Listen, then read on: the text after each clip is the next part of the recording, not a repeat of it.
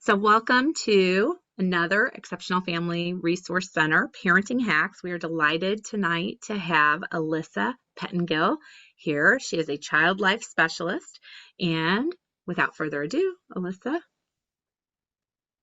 Great, thank you, Laura. So today or tonight, I will be talking about combating needle fear.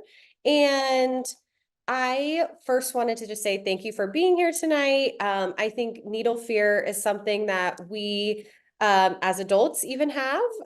So it's a very important topic to discuss. And first, we're just going to go ahead and start with, the difference between needle fear and needle phobia. But in case you weren't here for the previous session that was focused on pill swallowing, as a child life specialist, my job is to help children and teens navigate different medical challenges and stressful events.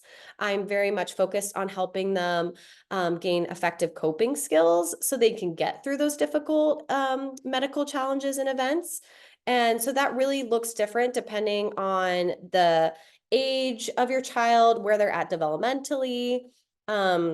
And every intervention that I use is very child specific for that reason, right?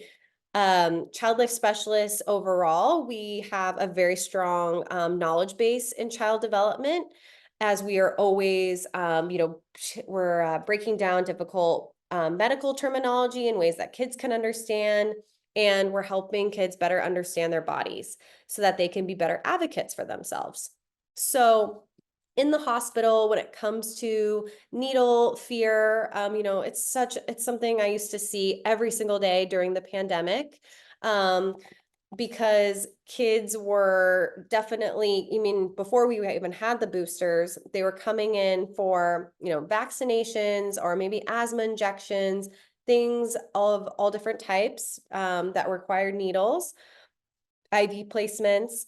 And my whole job was to help them along with their parents. We developed a coping plan so that we could get them through that vaccination, that shot, whatever it may be. So, needles are not something that go away. They're something we have to deal with all throughout as adults. So it's really important that we try to combat that now in childhood and better understand where is that fear coming from and how and what kinds of skills would be effective so that we can overcome those difficult experiences. So one quick second, I am going to turn on a light because it got very dark in my place all of a sudden. One quick second.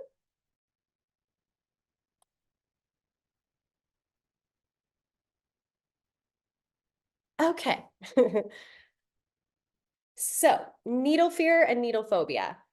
Now, what we're talking about here, the difference. So as you can see, the diagnosis criteria for needle phobia is that the individual, and whether that's a child or an adult, they show a marked fear or anxiety of needles. So you can see that through their blood pressure, right? And this fear usually lasts a minimum of 6 months to qualify as needle phobia. And this is usually something that as a parent, you may feel is like out of proportion. Like, wow, I don't understand why my child is freaking out about this needle, and it may be hard to understand, right? This needle phobia also too, like with anything else, if you have like a phobia of spiders, it can impact other areas of functioning. It may be something that they're thinking about all the time. It may be something they're thinking about before bed, when they wake up, randomly when they're in the car. So these kinds of situations are, you really want to be, mindful of the differences between, does my child have a needle fear, just a little bit of anxiety, or is this something that has persisted for a very long period of time? So moving on. And I apologize, my slides aren't moving as quickly as I'm clicking. Okay, so I wanted to share this quick study with you all because I think it really puts it in perspective of how common fear of needles is across the US. Granted, this study was done in Canada, um, but and it was done also in 2011, which I wanted to note because that's before the pandemic. And we know for sure that post-pandemic, even more kids have a fear of needles because they were required to get those boosters. And they only had a few weeks between those booster shots due to dosing, right? So, where kids are usually used to getting maybe their annual vaccinations, and them often really forgetting that experience because it was a whole year ago. Well, with the pandemic, they didn't have that luxury. It was, one booster shot, and then they had to go right back to that same environment and get another one. So, and it was very confusing for kids to understand why that was the case, right? So in this 2011 study, over 1,000 kids were interviewed, and some were healthy kids, some were had acute diagnoses or maybe chronic. Really, it was randomized. It was kids that were going to a museum in Canada. So it's a very wide range, which I think is ideal, right? Because we also know kids that have had more medical experiences and have had more, medical challenges, they often are more anxious when it comes to um, getting things, procedures, having to get IVs, anything associated with needles, because they've already had so much done to them. So, and with that, right, as we know too, when you're getting a shot, when you're getting an IV, it's not always super easy. If your child's dehydrated, the nurse or the medical assistant may have a more difficult time accessing the vein. Maybe your child moved a little bit, and so they had to try again. We've all heard the really just bummer stories when it comes to that. It's not always a positive experience, and I recognize that. So that also impacts how a child views, needles as a whole, but also just their medical experiences. So, as you can see here, 63% of children reported a fear of needles. Those were kids 6 to 17 years in age. And this led to how compliant they were with their immunizations. So, needle fear is very real, right? So, one of the things I want to really point out is the importance of preparation. Now, medical play is something that is very near and dear to a child life specialist's heart, and that we use medical play as a way to educate. And I use medical play with kids that are 2 and 3. I use medical play with kids that are 11, 12, 13. Medical play looks totally different depending on your child's age and where they're at developmentally. Because when you're 14, 15 and everything's being done to you, being able to have like the real stuff, the real medical supplies, and being able to do it on something else is like very empowering, right? They get the control back. They get to kind of get out some of that frustration in a way that's beneficial for them. Because when kids are having things done to themselves all the time, they're losing that sense of control, which can be really tough. So it allows kids to also play out traumatic experiences without necessarily having to discuss them. It encourages self-expression. As parents, it allows you to assess, what are they thinking? What do they believe? Kids sometimes think that when they go in to get a shot that they did something wrong.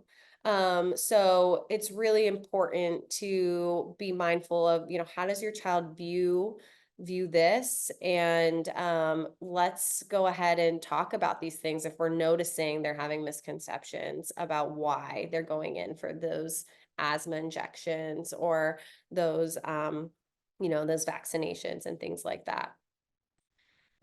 Also, I think desensitization is especially important for our neurodiverse kiddos, especially if they've had a lot done to them. And It doesn't have to be done with real medical supplies.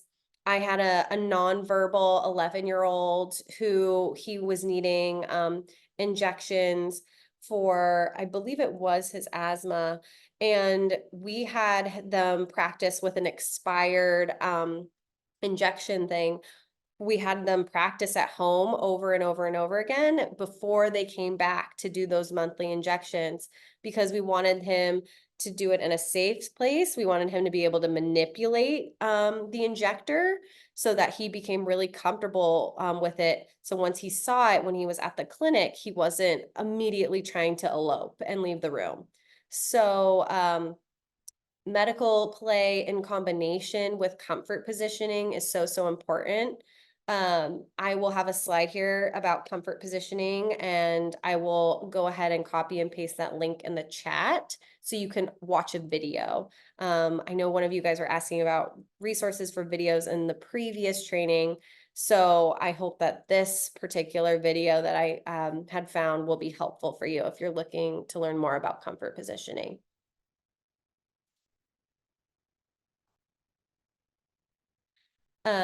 We were also talking about social stories briefly in the last in-service, and ironically, Daniel the Tiger came up.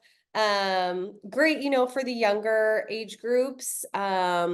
Social stories are great for any age, especially when you're able to personalize them. I use social stories for clients who are going to the dentist, who have had a really tough time at the dentist. I use them definitely for the medical office. Maybe your child has struggled at multiple pediatrician offices or labs when it has come to getting their shots. Maybe you're trying a new place for the first time and you want to make sure it's successful. So with that, I would recommend, seeing if you can get photos from the office sent to you. Or see if you can go in yourself and take some photos so that you could show your child the entryway of that medical office, a picture of the friendly staff if they allow it, a picture of the blood draw room. Hopefully it's colorful and not white walled and anxiety inducing, but you never know. But talking about the steps that they are going to be going through, first you guys are going to check in at the front desk. Then they're going to get their weight done. They're going to be checking their blood pressure. It varies for every child. Maybe blood pressure is like the trigger for your child. That's something you're going to want to practice and during your medical play. Let's prepare for that, the blood pressure. Because if their anxiety is through the roof after blood pressure, asking them then to sit still for a vaccination is going to be really difficult. So really talking about all aspects of the visit in that preparation, and then including them in a social story if you plan to create a social story. I create social stories as well for my clients, as I mentioned.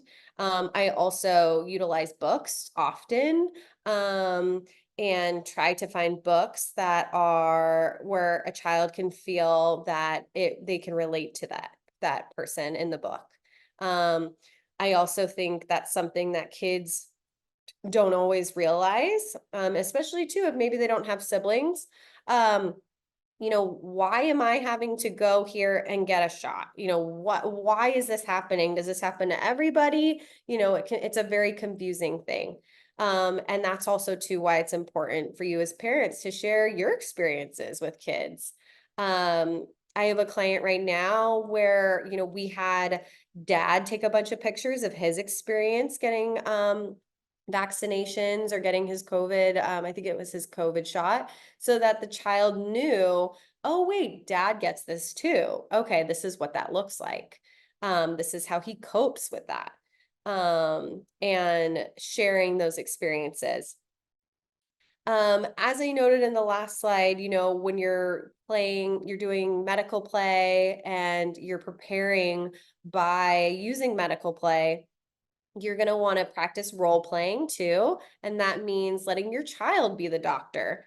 So letting them practice on you getting that blood pressure cuff on and letting them give you a shot because that's going to make them feel more at ease and familiarize them more with the steps. And then it's medical play is also a great time to trial and error different coping skills or different coping techniques, I should say, which we'll talk about here in a second. The other thing to keep in mind when you're preparing your child, timing is everything. If you know less is more with your child, don't let them know a week before that they're going to the doctors because they'll be thinking about it every single night before they go to bed. So maybe letting them know 48 hours ahead of time. Or if your child is developmentally under the age of 4 or 5, I recommend only letting them know either 2 days before or like the morning of. So just being really mindful of, how does my child cope best? Is it having more information or having a little bit less information?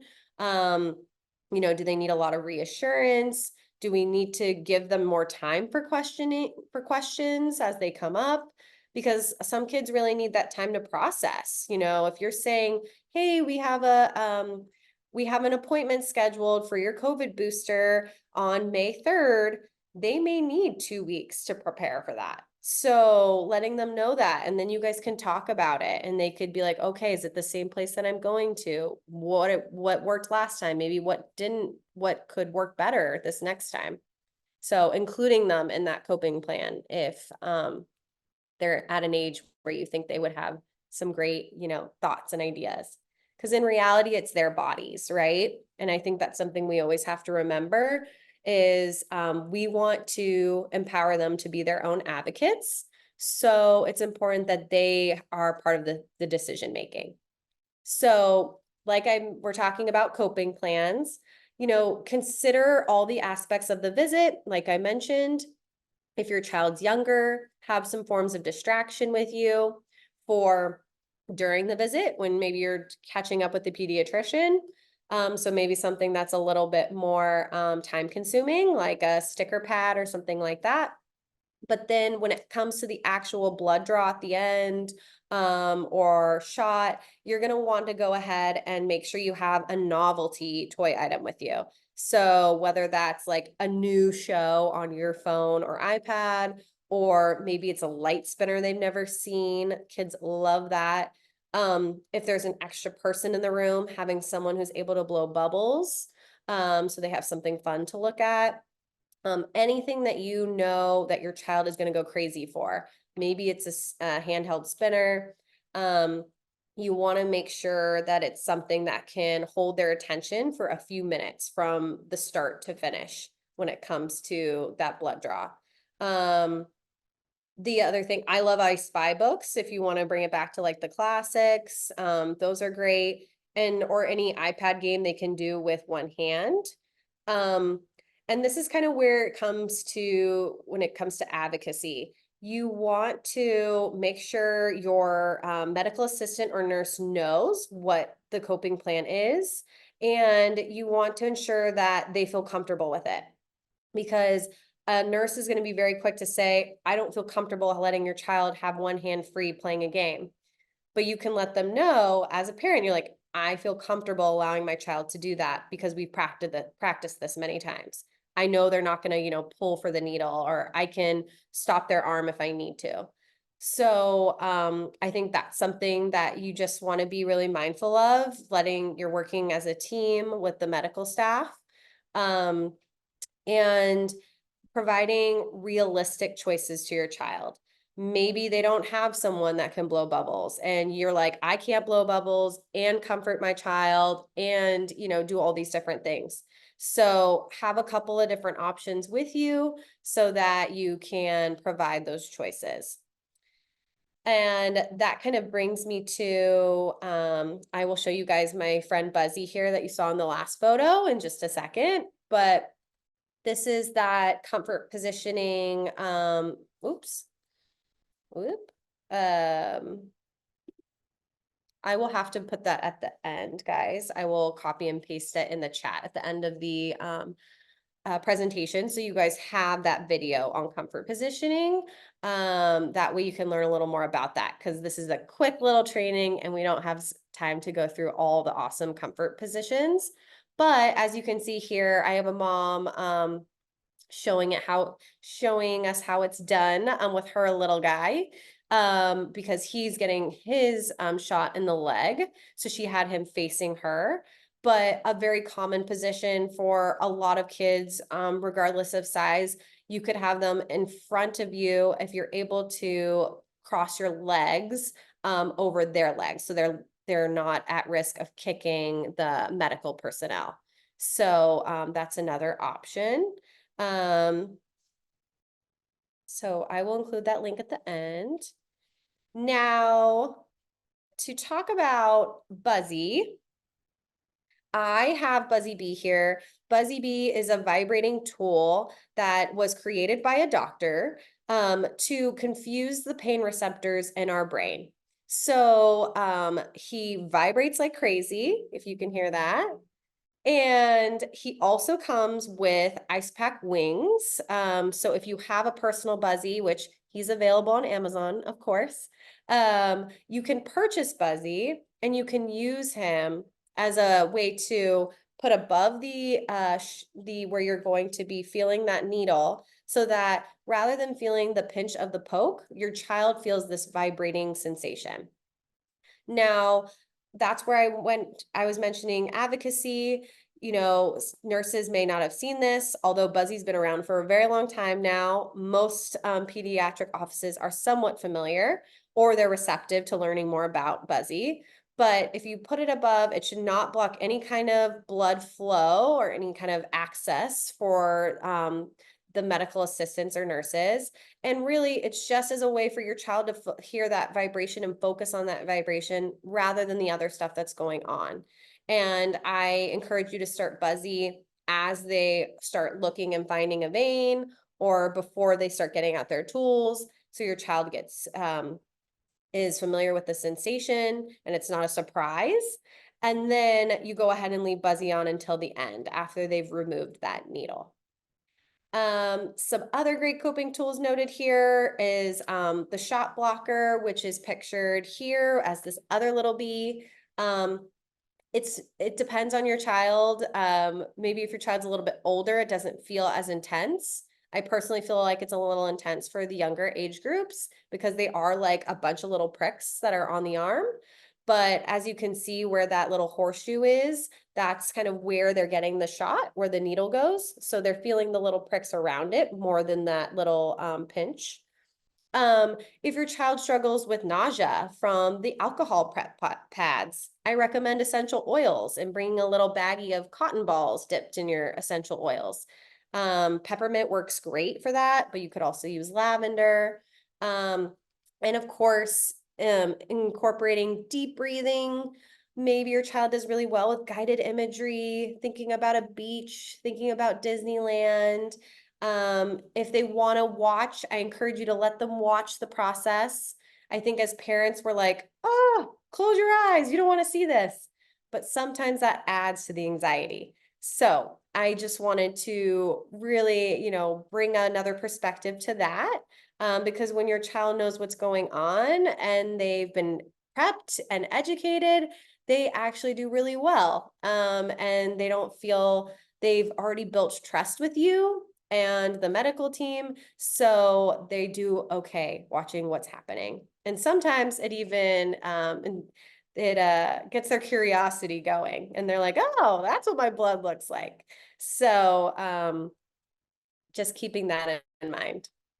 So that's it. I know that was quick and fast, and there's of course more information, tips and tricks that I have if you're interested, or if your child really struggles with certain aspects of shots or blood draws. But that's the core of the presentation. And yes, I'm happy to take questions. Also noted here is my website, empoweringkidswithaz.com. And I provide in-home services to families in the San Diego area. I service a lot of the area, so you can inquire with me about depending on the neighborhood you are in. But I have several different specialties noted on my website: pill swallowing, needle fear, diagnosis education, grief and bereavement are just some of the few.